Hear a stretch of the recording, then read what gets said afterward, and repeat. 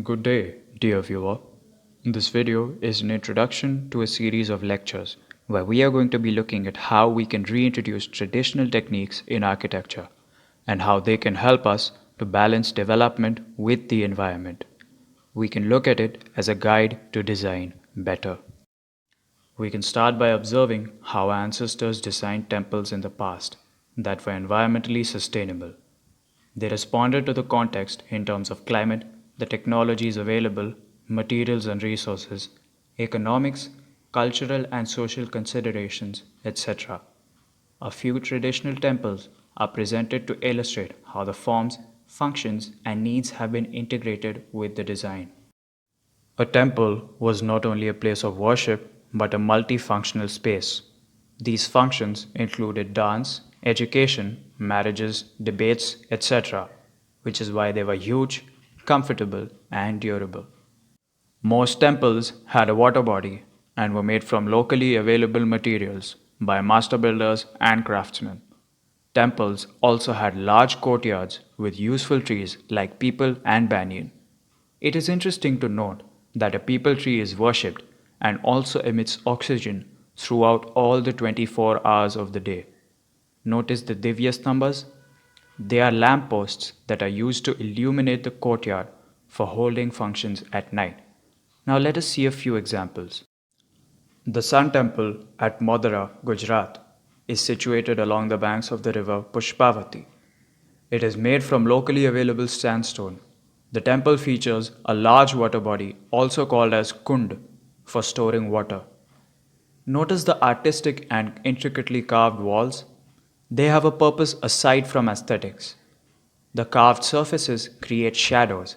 These shadows reduce the total surface area exposed to the intensely heating rays of the sun, which keeps the walls and pillars cool.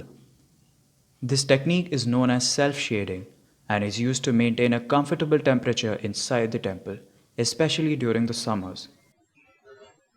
Next, we look at the rock-cut temples and caves at Ajanta and ELLORA in Maharashtra. They are situated on a cliff surrounded by forests and along the Vaghora river.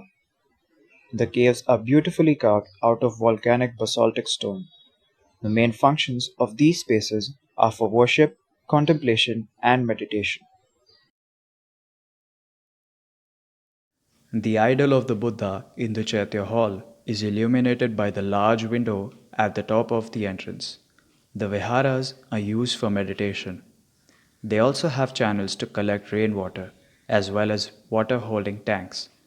They are cool and dark to help in meditation and remain comfortable during various seasons due to the high thermal storage of the stone surrounding the spaces.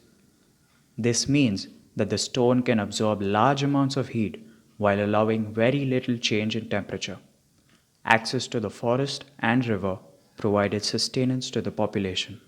Moving towards South India, we find the largest living or inhabited Hindu temple in the world, known as the Ranganathaswamy temple at Sri Rangam, Tamil Nadu.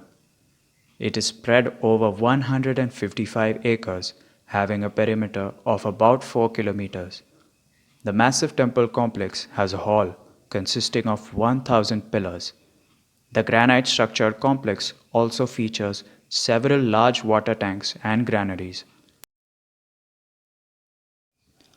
A government publication states that the temple deity was a leading landowner and received generous gifts from kings, chiefs, merchants, and the common people, in addition to some local taxes.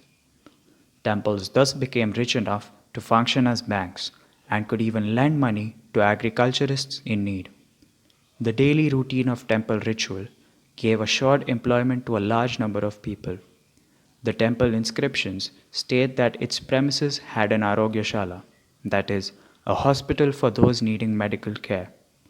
The temple also functions as a library, housing the ancient inscriptions not just in Tamil but also in other languages like Sanskrit, Telugu, Marathi, Oriya, and Kannada.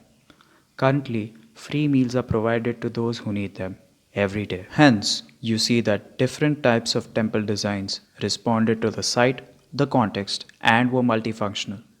This is why you will find that most temples across the country are sustainable, unique, and attractive. In this series of lectures, we will look at how we can reintroduce the traditional wisdom of design to respond to today's challenges and learn from the past to build a better future by using modern tools and technologies.